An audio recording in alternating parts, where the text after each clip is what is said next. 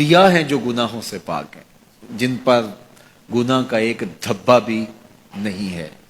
باقی گناہ میرے میں بھی ہے، گناہ آپ میں بھی ہے، لیکن اگر ہم لوگوں کے گناہ اچھالنا شروع کر دیں گے تو ہمارے بھی گناہ اچھالے جائیں گے۔ بالخصوص اگر کسی نے کسی گناہ سے توبہ کر لی اور وہ اس گناہ کو چھوڑ کے نیک بن گیا، اب اگر کوئی بندہ اس کے اس گناہ کا ڈنڈورا پیٹتا ہے تو اللہ جل شانہ مرنے سے پہلے اس کو اس میں مبتلا کرے گا، یہ اس کی سزا ہوگی۔ اس کو اللہ نے معاف کر دیا، اس نے معافی مانگ لی، تم کون ہوتے ہو اس کو ڈنڈورا پیٹنے والے؟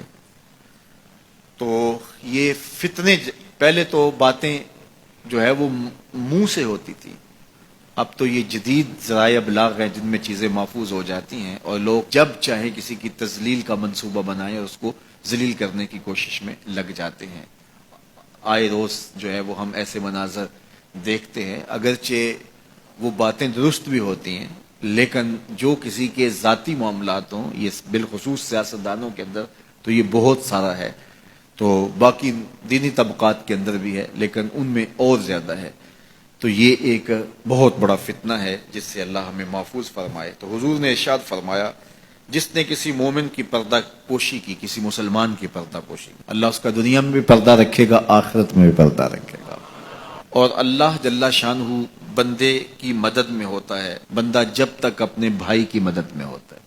جب تم اپنے بھائی کی مدد میں لگے ہوتے ہو، اللہ تمہاری مدد فرما رہا ہوتا ہے، تمہاری نصرت فرما رہا ہوتا ہے۔ اور جو کسی ایسے راستے پہ چلا جس راستے سے وہ علم حاصل کرنا چاہ رہا تھا، طلب علم کے لیے جس نے سفر کیا، اس کا مقصد تھا کوئی مجھے علم کی چیز ملے گی اور میں حاصل کروں گا۔ ایک تو وہ طلباء ہیں جو 8 سالہ، 7 سالہ، 5 سالہ، 4 سالہ علوم دین حاصل کرنے کے لیے سفر کرتے ہیں، پھر مسافر رہتے ہیں، مسافرت کی زندگی گزارتے ہیں، سویر شام سفر کاٹتے ہیں، ایک تو وہ ہے۔ لیکن صرف وہی مراد اس سے نہیں ہے جو حضور علیہ السلام کا ایک فرمان سننے کے لیے بھی چلا۔ آپ بھی اگر گھر سے آئے ہیں اور آپ کی نیت یہ ہے کہ حضور کے فرامین سنوں گا، تو آپ علم کی طلب کے لیے گھر سے چلے ہیں، تو آپ بھی جو ہے وہ اس حدیث کے مصداق ہوں گے۔ تو ارشاد فرمایا، وَمَنْ سَلَكَ طَرِيقًا يَلْتَمِسُ فِيهِ عِلْمًا، جس نے سفر کیا طلب علم کے لیے، سہل اللہ لہ بہ طریقا الی الجنہ، اللہ اس کے لیے جنت کا راستہ آسان فرما دیا، اللہ اس کے لیے جنت کی راہیں آسان کر دی۔ اب صاحبزادوں کے نام، پیرزادوں کے نام، مولوی زادوں کے نام، سردار زادوں کے نام اور بڑے باپ کے بیٹوں کے نام اگلے لفظ اسی حدیث کے، جو عمل میں سست ہوا اس کا نسب اس کو تیز نہیں کرے گا۔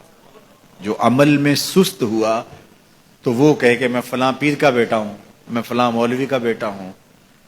دیکھو، جس نے عمل کیا، جس نے کام کیا، اس پر سکینہ بھی اترا، جس نے کام کیا اس پہ رحمات بھی اتری، جس نے کام کیا اس کے اوپر فرشتوں نے پروں سے سایہ بھی کیا، اور جس نے کام نہیں کیا، نکھٹو تھا لیکن کہا پدرم سلطان بود، میرا باپ بادشاہ تھا اور خود کسی کام کاج کا نہیں ہے، تو کہا جو عمل کے لحاظ سے سست ہے اس کا نسب اس کو تیز نہیں کر سکتا۔ پیر زادہ ہے ثاقب تو پھر کیا ہوا، پیر زادہ ہے ثاقب تو پھر کیا ہوا، بے عمل ہے تو سب کچھ ہی بیکار ہے۔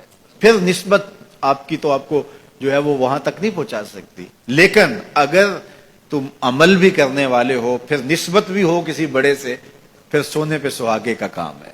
دودھ اندر جے کھانڈ لائیے مزہ ہو جاوے دونا، پھر سونے پہ سہاگا ہے۔ کب؟